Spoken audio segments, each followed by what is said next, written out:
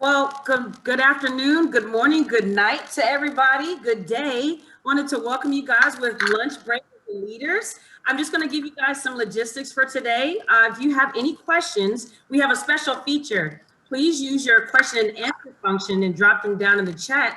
I'm also going to be watching our YouTube pages. I see we have some people on YouTube viewing. So if you have question and answers, please drop them in the question and answer function. And if you guys really like a question that others have said, you guys can upvote them. That way we make sure that our speakers get that. So I want to welcome you guys to the webinar for today, Lunch Break with the Leaders. I'm excited for this panel. I'm excited to see for the next couple of weeks. So welcome, you guys. Let us know where you're at. I want to hear if you're all over the world, where your syscoms, commands, job positions, put that in the chat. I want to have a really engaging chat. Get to know each other and make connections. So that's what these things are all about. So we'd like to welcome you guys. And I'm going to turn it over to Secretary Kessmeyer to start the event for today. All right, thanks, Ashley.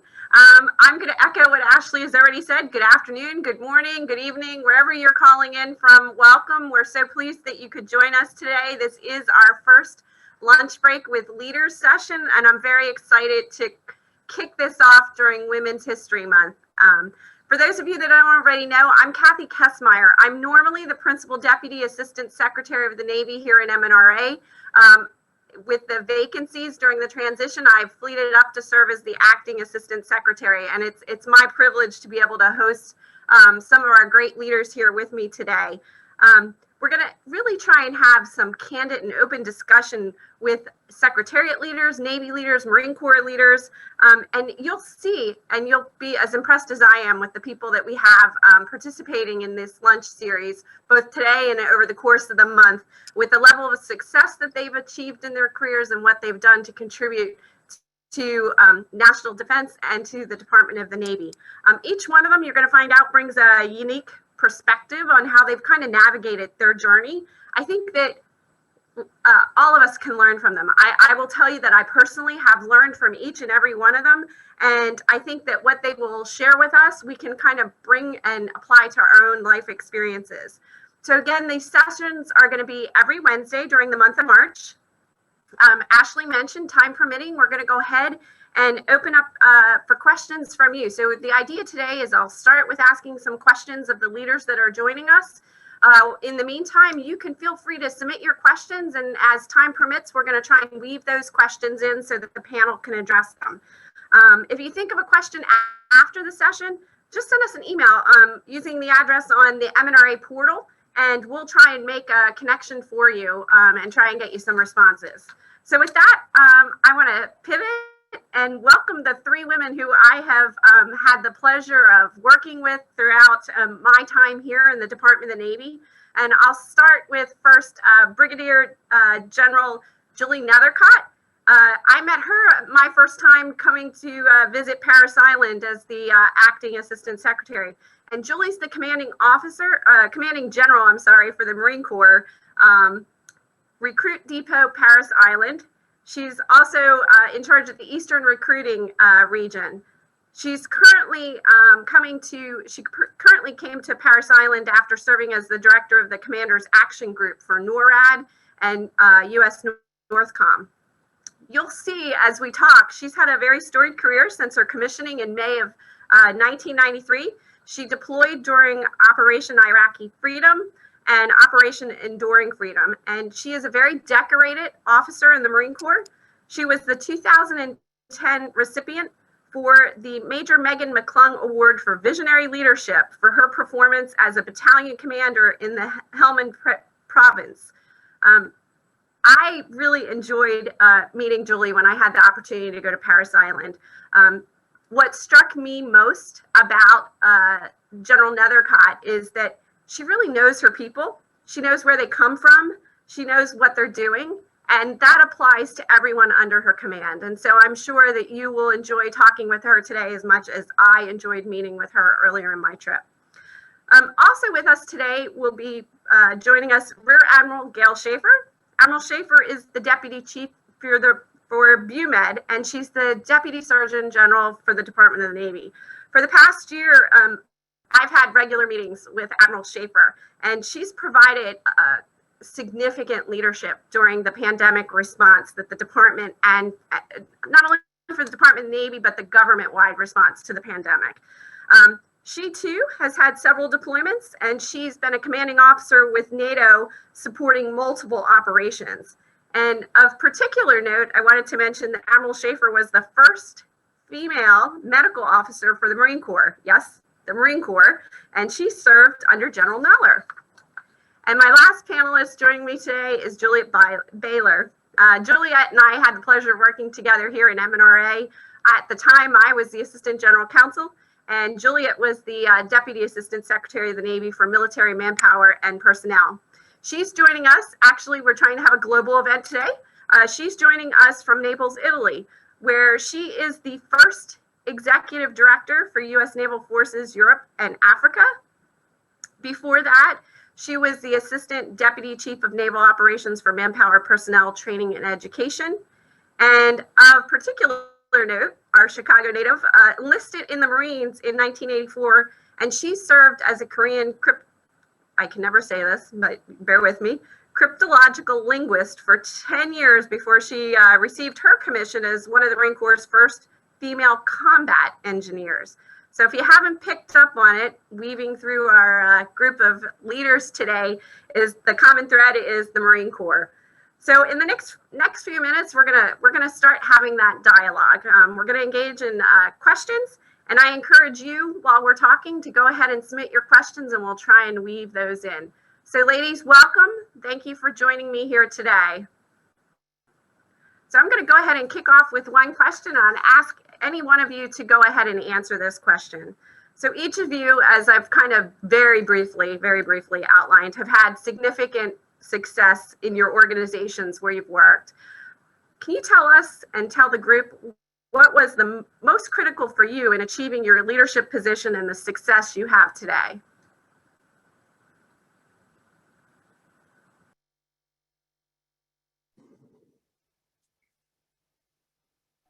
Well, I guess hopefully you can hear me, and I'll go ahead and get started. You know, you mentioned that, you know, I had worked for General Neller. I give a lot of credit to General Neller for the reason I'm here right now in this job.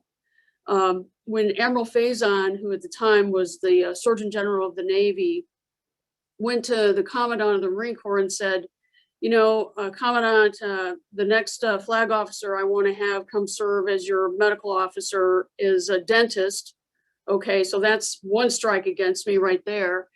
And then the second is she's a woman. And, you know, to General Neller's credit, you know, he had the courage, I think, to say, you know what, I'm willing to step outside my comfort zone and give Admiral Schaefer an opportunity. And believe me, you know, I was grateful for that opportunity. And I knew that, you know, there was going to be high expectations from General Neller, and he was going to expect a lot from me. And it was either going to be, I'm either going to be successful, or I'll be getting a call from Brett Noble, you know, to put in my retirement papers.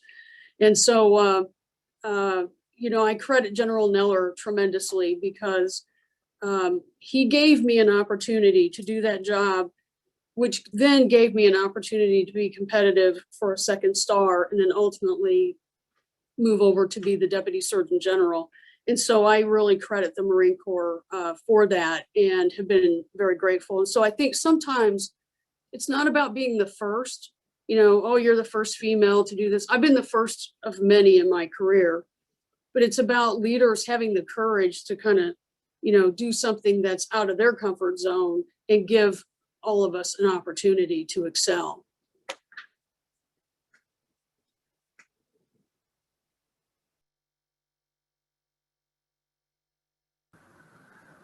Thanks, Admiral Schaefer.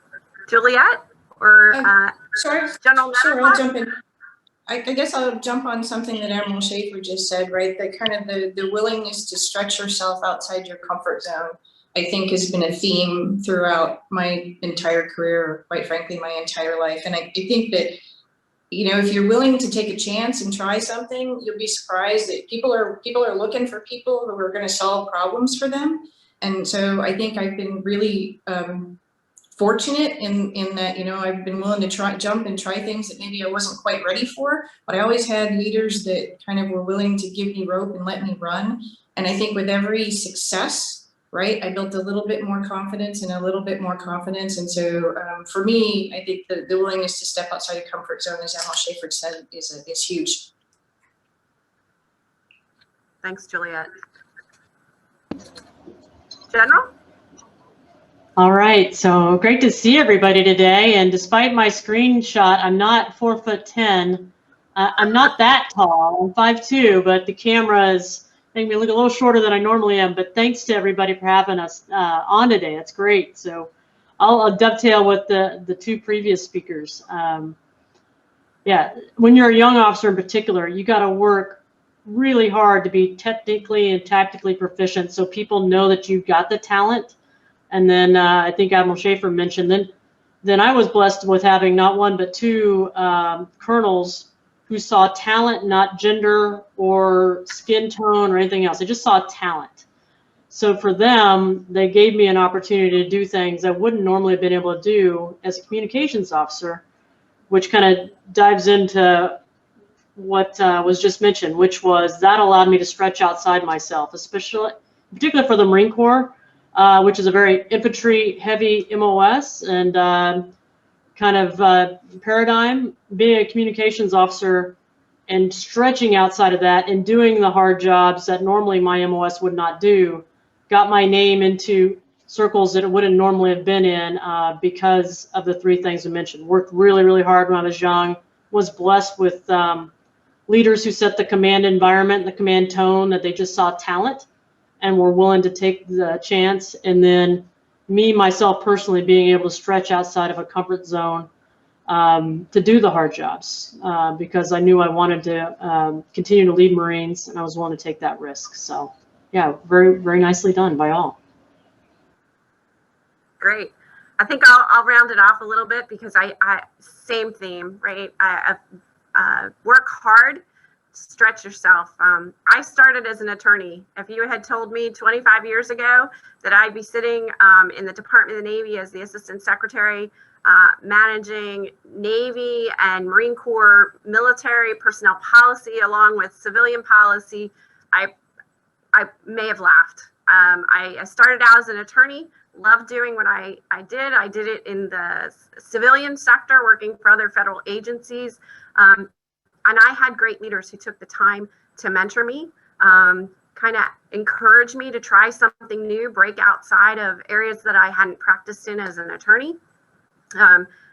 Sometimes taking a leap of faith, trying, as I think Juliet mentioned, going to a job that perhaps I didn't think I was as deep technically in, but I had the capability to learn and try hard and had really good leaders, both men and women, who supported me, mentored me, and advocated for me, and encouraged me to stretch. So I think I would round out what everyone has said by saying that I think that is the common theme. You've got to just work really hard and stretch yourself and find good people to support you. And I think we've all had that benefit. All right, I'm going to pivot. I'm going to start with our next question. So Juliet, why don't you start for us? What was the most significant barrier you faced or a boundary that you needed to break? So, good question. So I also want to second what General Nethercott said by saying thank you for hosting this. I love doing things like this, and I think learning from each other is one of the best things that we can do. So the most significant barriers, you know, I was thinking about it, and certainly the combat exclusions and all of those policy barriers, the ones that General Nethercott alluded to, were certainly prominent in all of our careers, I think. And so, you know, but I had to find a way, right? I came in the Marine Corps before women were allowed to even shoot the rifle there at Parris Island. And then look at where we are now. But I didn't let those things stand in my way. And just like General Nethercott said, I think I strove to be the best at wherever I was, and I kind of pushed the boundaries. I volunteered for things to push around the edges of, okay, you're not going to let me do that, but then maybe I can do this. I was the only woman in my company during the first Gulf War, and they said because of the risk rule, I couldn't go. I was very disappointed, but then I said, well, okay, where can I go? And I volunteered to go to the Philippines, which then led to, right, a commission, which opened another door. And so I think that, again, so even though those policy barriers were in the way, I didn't let them get in my way. I think the other barrier, though, is my own self-doubt. I alluded to it earlier. I think that, we have negative self-talk, women in particular, we're not ready to do something, and so we hold ourselves back.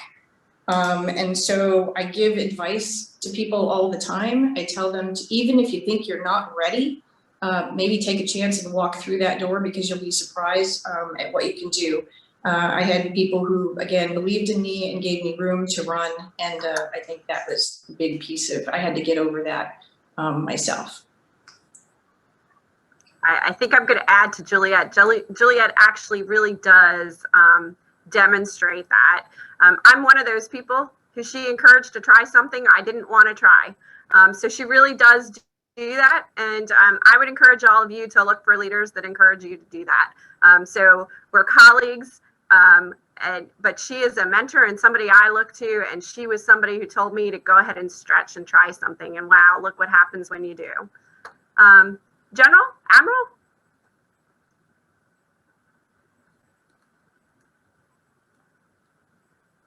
So, I think you hit the nail on the head, Juliet, and because, what it requires is, I always thought the biggest barrier I had to overcome was myself, because, oh, I'm probably not qualified for that job, or, so on and so forth. And so you have to learn how to be comfortable being uncomfortable. And especially in the jobs that we're all doing right now, I spend most of my time just feeling uncomfortable, but I'm comfortable with that now because that's the norm. I can give you an example of when I'd been a commander in 2005 for about a year. I was stationed at the National Naval Medical Center. I'd just come back from Japan, a 3-year tour over there. And there was an email that got sent out from the Director of Surgical Services, and it was to 8 different officers of a couple in each different staff corps. They were looking for someone to volunteer to go be the officer in charge of the Expeditionary Medical Facility in Djibouti. So I called my husband and I said, Sean, it's not that I want to leave you for 7 or 8 months, but I feel like this is something I'd like to at least volunteer for. I said, I'm probably not qualified for it. I look at the list, there's people way more qualified than I am.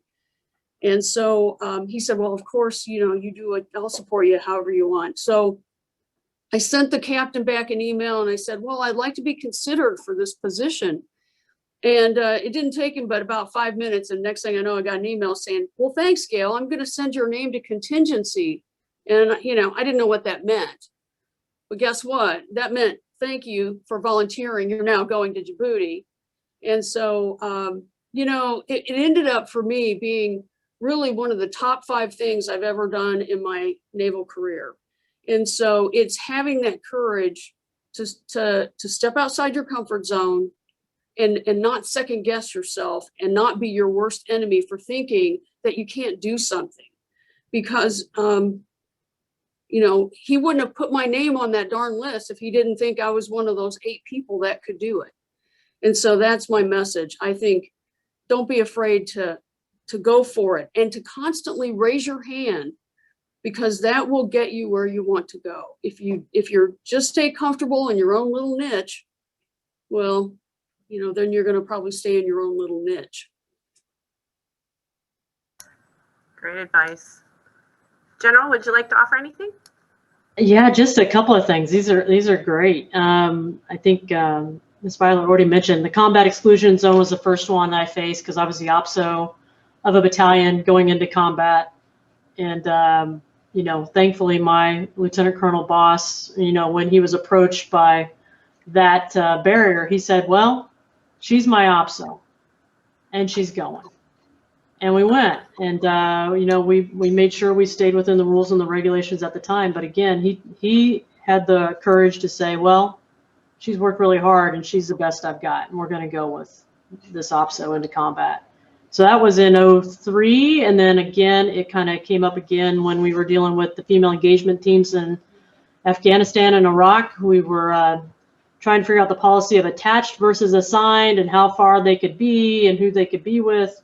It's still kind of working through what the policy was at the time. So those are the two policy ones, but I'll tell you the personal one was getting ready to go up for 06 command, and you put your wish list in. An officer candidate school was opening up the year I was in zone. It had never been, there'd never been a woman in command officer candidate school in the history, 130-year history, nor had there ever been a non-combat arms, non-infantry, non-artillery leader. And one of the best pieces of advice I had, which I'll share with all of you, is I really wanted to put in for it, and I wasn't going to put it down. And because I'm like, well, it's never happened before. They're not going to pick me. It's, I don't want to seem presumptuous. You kind of go through all these things in your head. And the best advice I had from a senior mentor was, he said, quote, Julie, make them have the conversation. He said, put it down. You've got the background. You've got the skill set. Make them tell you no. Make them have the conversation. Best advice I ever received from this 4-star who will remain nameless. And I went on to command OCS. So I guess the takeaway is lean in, put your name in the hat. Make them tell you no. If you've got the background, the experience, the credentials to do it, just take a risk, do it. And it worked out. But again, very transparent with the group is, I wasn't going to put it down because it had never been done before, and I didn't even think it was in the realm of the possible. But due to a great senior mentor with that advice of make them have the conversation. You should be in the conversation. So that would be my advice to folks trying to break some barriers. All great thoughts. I'm going to share a few more, and I'd like to put it kind of in perspective. In my 20s, I had known through high school and into college that I wanted to go to law school, and my mom was probably my biggest advocate. And I grew up in a time where women were able to have a career and have families, and so I had that benefit, but there's still barriers, particularly in the legal world. There were not a lot of women law firm partners. There weren't a lot of senior leaders for us to look up to when I came into the legal community. So my mom was trying to really find a mentor for me that would kind of help guide me through that application process for law school and understand what to expect when I got there. And I remember she was able to connect me with a male attorney to try and see if he could give me some words of wisdom and guide me. And I remember the conversation, and he basically said to me, it's pretty tough out there. You might want to consider not going to law school. And so I'll tell you, that only made me more resolute in my determination to want to go forward. I think sometimes you have to respectfully and professionally listen to people, even when you don't agree with perhaps the advice they're going to give you. So I tell you that, and I put that in a timeline because I'm going to tell you a story. I'm going to pivot a little bit forward into the future from that. So think about it. I was in my early 20s. So now pivot about 20 more years later. I've gone to college. I've gone to law school. I've passed 2 bars. I've been practicing law probably about 12 years at this point, 13 years. I'm working. I had worked in 2 federal agencies before I joined the Department of the Navy, had worked in several commands. I went to work in a command where they had a board of advisors. It was comprised of all the senior leaders in the activity that I worked at, and I was their chief counsel. I was their first female chief counsel. And I still remember the commanding officer saying to me, hey, you only need to come to the board of advisors meetings when we have questions that are legal. Otherwise, you can come. We'll let you know when we need you to participate in those meetings. Again, respectfully and professionally, sometimes you need to challenge folks when they're not inviting you in. So I round that out to say that I had to sit down. It was a pretty uncomfortable conversation with my client and have the conversation of, you need me there. You need me there even when you think you don't need me there. I need to participate, because if I'm not there and I can't hear what's going on and I can't hear what you're talking about, I really can't advise you. I can't be a credible advisor for you and for the leadership team unless you bring me into that circle of trust and involve me in your decision-making process.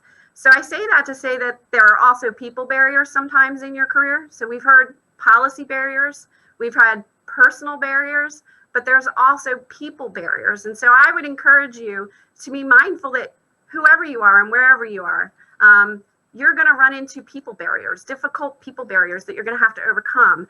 And what I would encourage you to do is, you can always be professional, you can always be polite, but you need to be firm and resolute. If you know that you need to be involved in something, you should say that. Because I think sometimes people just need to be reminded of that, and they welcome you when you do it. So I would say make sure you have your voice and don't lose your own voice. So with that, I'm going to go ahead and pivot to our next question. So any one of the leaders can jump in. Tell us what you still think you need to learn, or tell us about what you'd like to learn.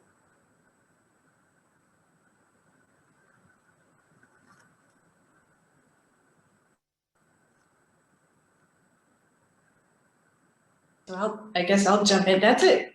There's so much. Right.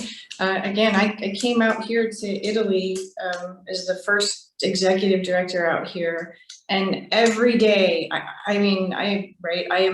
there's so much to learn about the Navy. But I thought I knew a lot, but again, that's a tough one. I guess what I want to say is, you never stop learning. You always have to keep reaching. It doesn't matter how senior you get. There's going to be more to learn, and you can never do it all. So I would just say, just have to be continuously open to learning something new every single day. I know that doesn't really answer your question, but I think all of us need to be continual learners given the pace that we run. Over.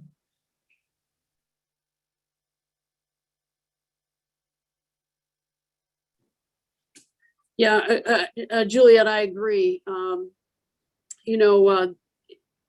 Every job I go into, there's no such thing as a learning curve. It's more vertical.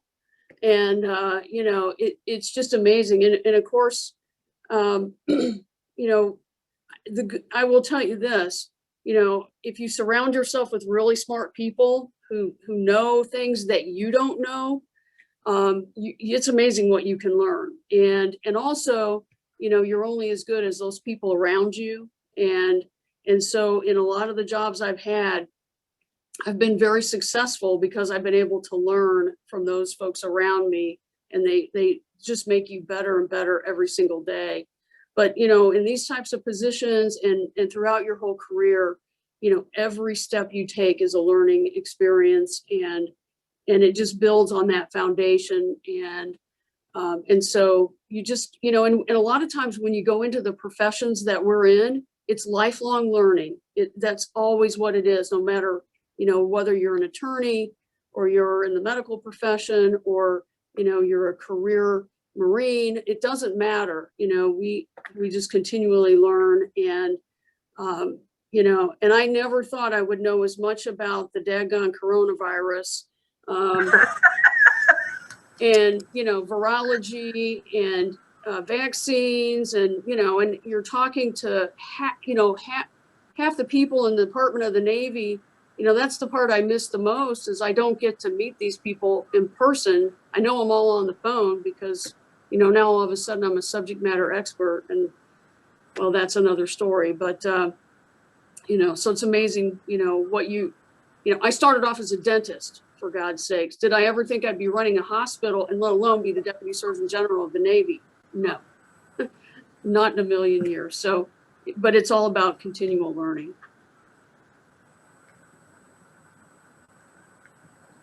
General, any other thoughts? Yes, ma'am. I'll just echo absolutely what the Admiral just said. It's professional curiosity. I mean, you always are learning. Every billet brings new opportunities to learn and explore, not just for your career, but in your personal life. And whether it's whatever your thing is, podcast, asking people, what are you reading? What's the best speaker you just heard? what'd you see, what's your favorite YouTube channel for professional development, whatever it is, just be continually learning.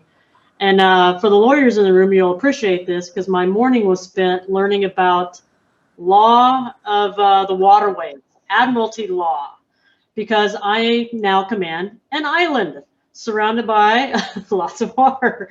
So 6 or 7. So I had my entire legal team in here this morning teaching me about waterway rules, laws, governance with the state of South Carolina. So you're always learning. Again, I never thought I'd be in command of an island, even as a Marine. That's pretty neat, but there's a lot that comes along with that. And I learned a lot from my team of lawyers this morning on admiralty law of all things. So yeah, so just always learning every day, being professionally curious, and continuing to expand.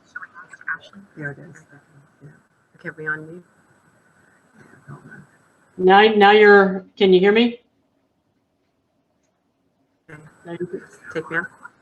Am I good? You're unmuted. Okay, thank you, everyone. I think what we're trying to do, we're having a little technical difficulty here. We're trying to pivot, and we're going to try and open up for some of the questions that the audience is sending to us. I have Miss Linda Dent Mitchell here with me. Linda's my staff assistant, and she's really the wheelhouse behind today's event. So Linda, can you give us some ideas of some? I was gonna I like this question because I've helped out with a couple of these like women's discussions and I love them. Thank you guys for joining. But this is something, and I always like to post different women leaders. This is something that always comes up, like mentorship, right? Mentorship. We know some commands and syscoms, they have great programs, some don't. But how do you, this attendee asked, how do you find good mentors? Like, how does that develop? What are some of the obstacles you guys had at finding those good mentors? You know, how did you overcome them? So this is like, you know, conversational piece. They asked like 5 questions in one. And also, did you feel the need to find a mentor who was a man that was willing to fight on your side to overcome any barriers? So let's have a discussion about mentorship, because this is always a common thread.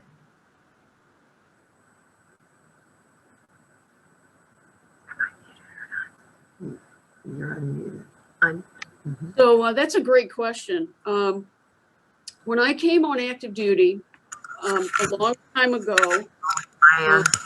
I came in as a dental corps officer, and when I got to my first duty station was a pretty large duty station. I was at Great Lakes, and I was out of the hospital the first year, but it's a large, there's a lot of dentists there because they take care of recruits at Recruit Training Command, and they take care of all the sailors at A school, C school.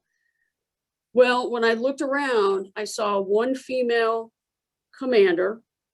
I saw 2 female lieutenant commanders, and then some female lieutenants.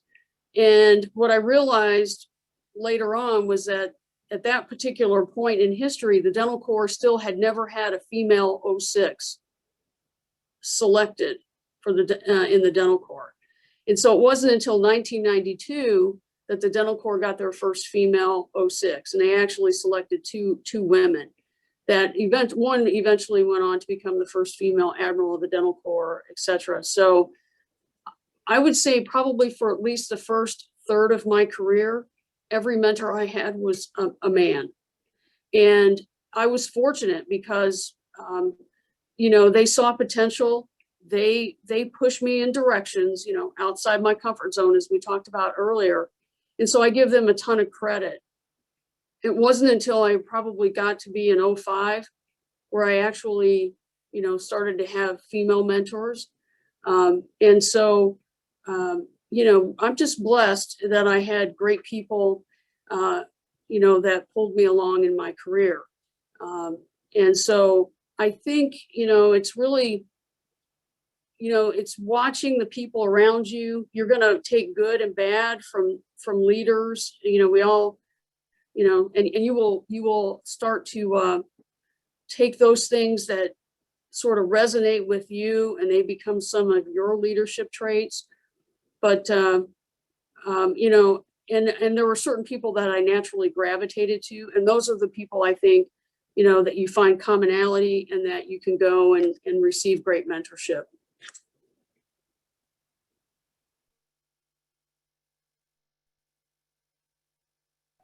Thank you. What about you, Juliet? I see that they're having some issues over there, so I'll just help out. Oh, and I'm Ashley. Linda, I know Sure. someone said like Linda, I'm Ashley, but Linda's also helping. Hey. Yeah, Juliet, The what about mentorship, mentorship? sure. So the mentorship question is one I always, pretty quite frankly, I struggle with. It's the same thing, right? So when I came in, there were no women. So of course, all my leaders were men. I think that, you know, mentoring is a hot topic. I guess what I would say about it is it has to be a natural connection, right? I would offer, you can't force a mentoring relationship. You have to seek out, you know, there's the seeking out of the leaders, but I would also offer that if you're pushing your own boundaries, leaders will recognize that, and they will, you know, they may even come to you, you know, put it out there that you're looking for a mentor. But I do think this is, again, like I said, something I struggle with, but I think it has to be natural. And it can't be, I've done kind of formal mentoring, I've done speed mentoring. I saw Josie Dristy was signed in online. She and I did a mentoring for leaders course several years ago. So I've tried several different things. I don't have any personal right now. I don't have any kind of formalized mentoring relationships, but I would offer, I think that I mentor people constantly. And it could just be one session, or it could just be having lunch with someone or talking to them in the hallway about their next step. So my thoughts on mentorship. Yeah, everything that Admiral Schaefer and Ms. Weiler has said is absolutely true. I would say natural fit, and much like them, my first couple were until I met Lieutenant General Reynolds and asked her, and again, natural fit. And again, whether it's a phone call every now and again, it's a lunch, it's just that opportunity to share ideas and have someone challenge you and give you some great guidance. Thank you. Thank you. What about, I like this question too, because it kind of ties into the mentorship. What strategies do you guys recommend, like for mentors to use to reach mentees on different experience levels? Because a lot of times, you know, as you move up the ranks, it might be even hard for you guys to find mentors that are been in longer or higher ranking than you guys. Like, I mean, what is it like, you know, top, bottom, across? Like, what do you guys recommend to build trust and communication for like different leaders at different levels?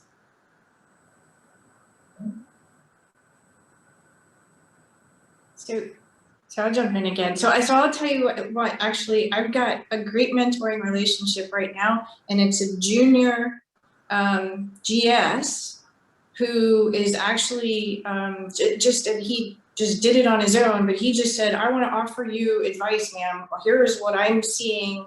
And I really think that, you know, and he has been one of the most insightful, he's very junior, but he has had some of the best advice and the most insightful thoughts and ideas. And so again, I think mentoring is horizontal, right? Each of these ladies, right? General Nethercott and I were in Iraq together. Each of these ladies have mentored me as well. So there are peers, there are people that are senior to you, but you can learn. We talked about like lifelong learning, right? But mentoring comes in every shape and size. The final point that I would say for mentees, I would offer, when you talk to a mentor, I think make sure that you at least have thought through kind of what are you seeking. I will offer, right, a lot of men, they come to me and they're like, okay, tell me everything you know. And so I've, right, and so I've challenged my mentees to kind of think through what is it that you're looking from, because different people will give you different things. And so make sure you've kind of thought through what is it really that I'm seeking to learn from this person, because that'll make it a much more effective conversation.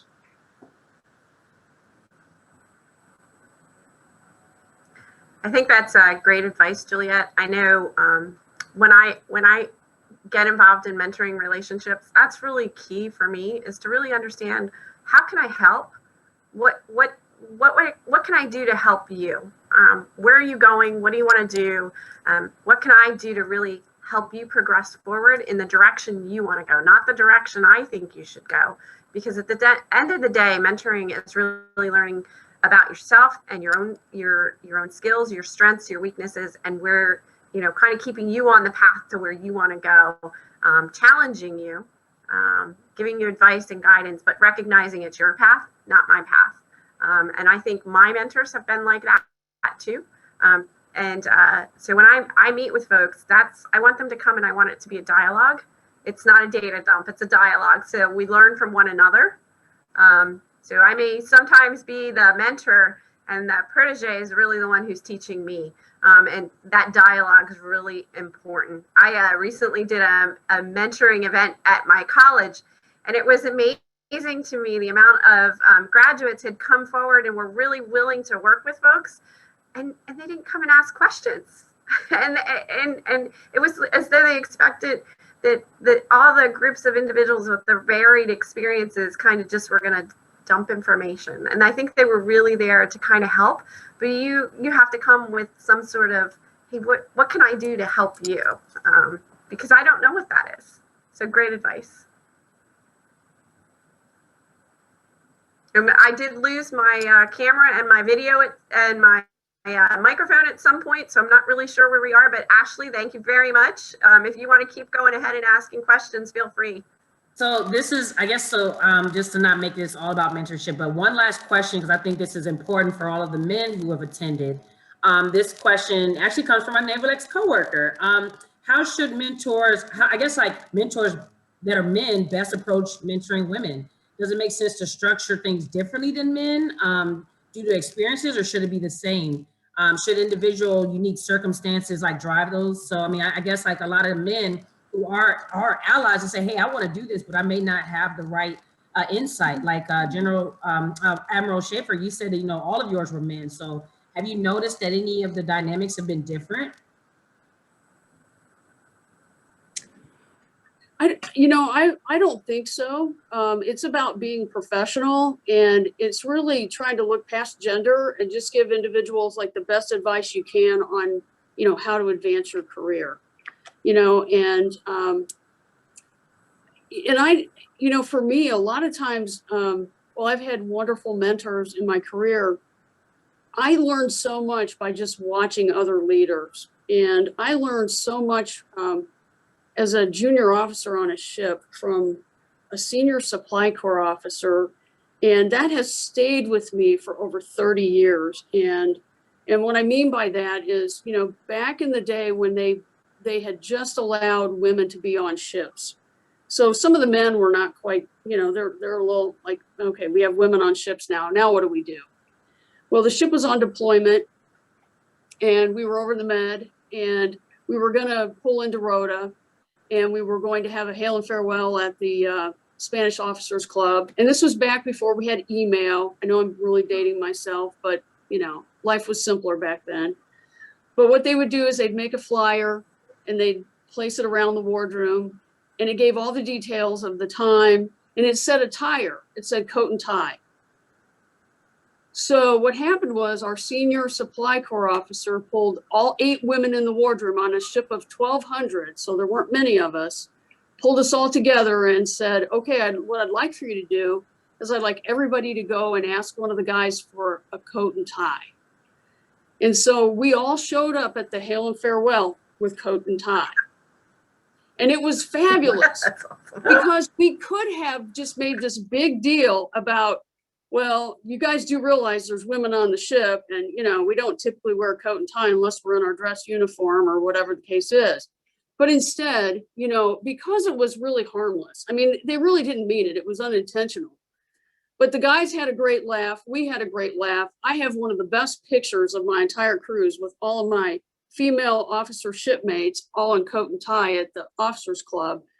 And, you know, the next time we had an event, guess what? It didn't say coat and tie. It said, you know, business attire or whatever you want. So what a great lesson, though, you know, from just by watching this individual on really how to maneuver and, you know, making our male counterparts understand, you know, that, hey, you got women on the ship. We're no different than you, you know, so, you know, but we're probably not going to wear a coat and tie to the hail and farewell.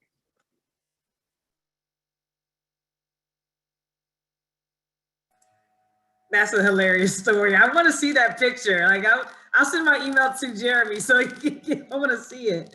What about you, General or Julia? Do you have any experience in the differences of male mentorship?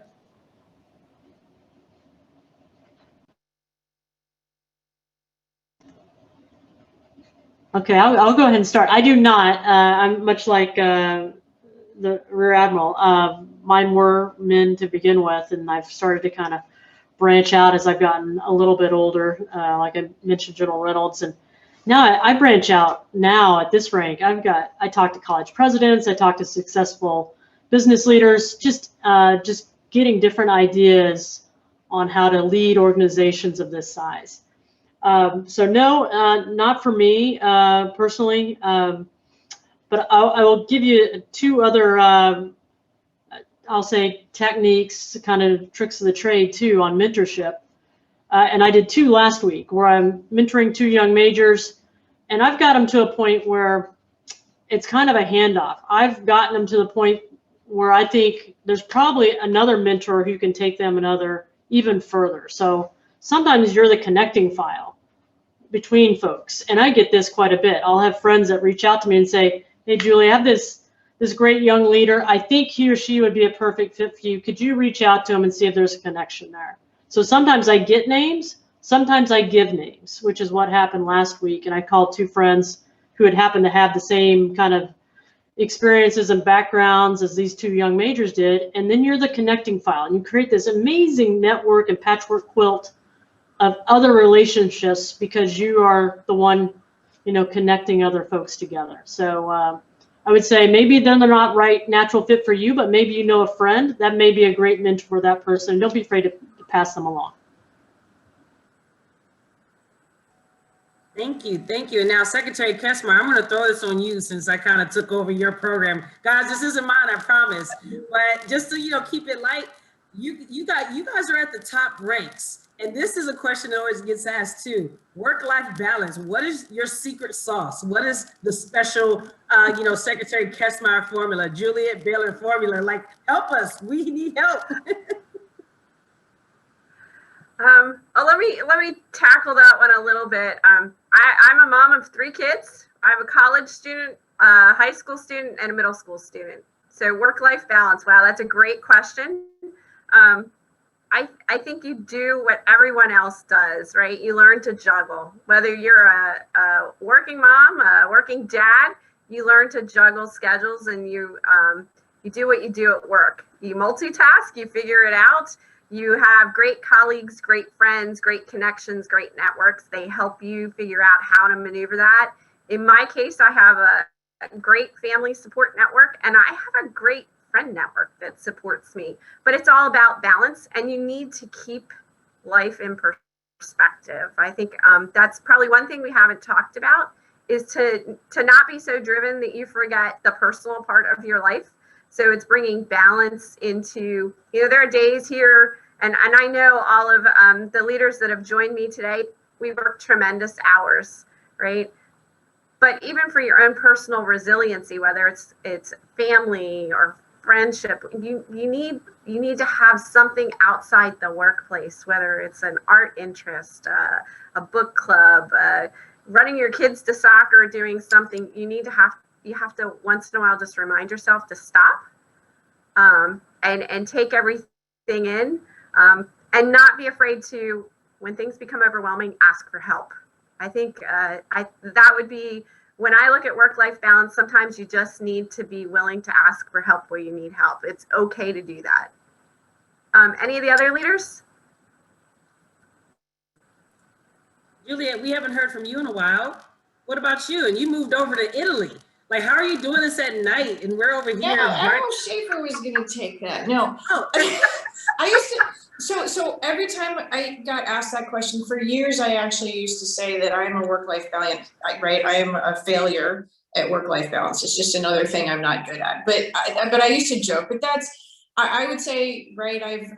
Balance is tough, especially. I love my job, right? So there's that, right? So the work brings me a great deal of satisfaction. So it's not that, right? So I love what I do. So there is that. But exactly what Kathy said. I've come to recognize the value of taking care of yourself, of having the network, of having family, of making sure that you take time for yourself. Even amongst friends, I have a fellow senior executive who will just call me because she's like, I know you're still at your desk. So I'm at home and I'm calling you. This is your work-life balance coach calling you to tell you to go home. So it is something I struggle with, but it is also, I've become, you have to find what works for you, and find those things that make you happy, that give you that release. But at least from my personal perspective, also don't beat yourself up if you actually really enjoy what you do.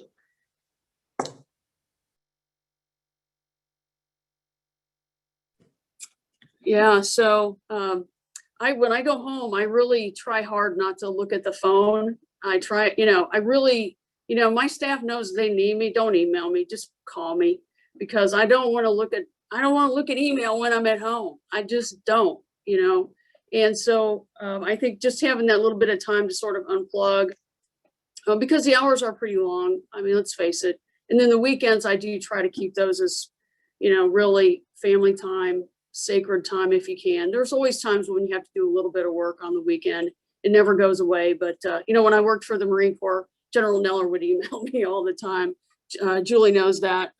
It's a little unnerving when you get an email from the commandant, it's like, Dr. S, what about this? You're like, oh gosh, okay. You're not going to ignore that, right? You're going to answer that one.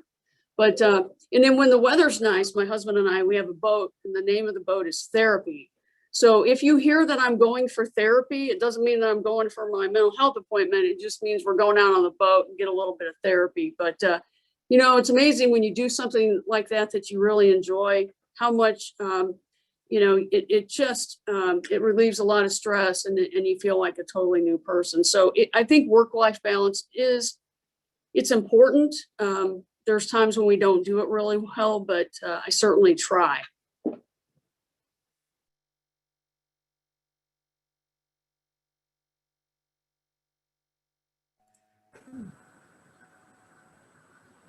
Ashley, I want to add one more thing. I think it's incumbent upon all of us to remind each other to do that. I think Juliet mentioned that.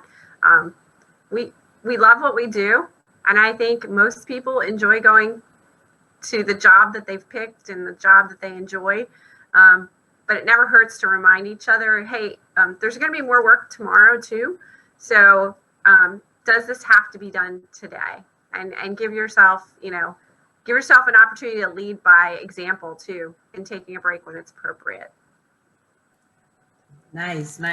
Secretary, I took over your whole thing. I'm gonna ask this last question, and I'm gonna let you have it back. Great job, thank you. So I like this question because I want to touch on this. So someone said you guys have shared times when you had internal dialogue that you weren't really ready for the job you were interested in, or someone else was more qualified. Like, what would you say to a person that has similar points in their career, or is like having those doubts? Like me, one of them. I didn't ask that question, but I have them. Like, what do you say to overcome those things within yourself? You say, hey, the person next door is better for the job, or like, I'm not even going to apply because I probably won't get it. What do you guys, maybe General, you can, weigh in?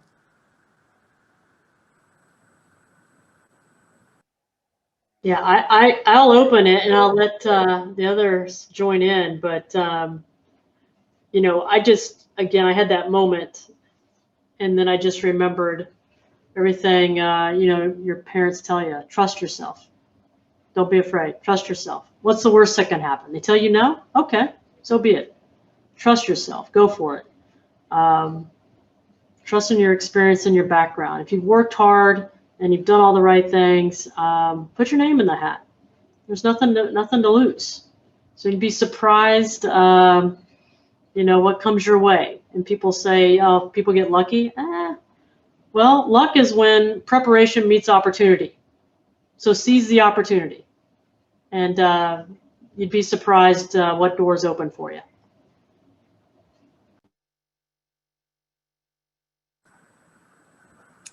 Yeah, I would just, again, it goes back to don't be your own worst enemy, right? And just, if you don't ask and you don't put your name in, guess what? The answer is no. You're not going to get it. So go for it, and It's okay. Remember, we talked about it earlier. It's okay to feel, comfortable being uncomfortable, and you've got to go for it.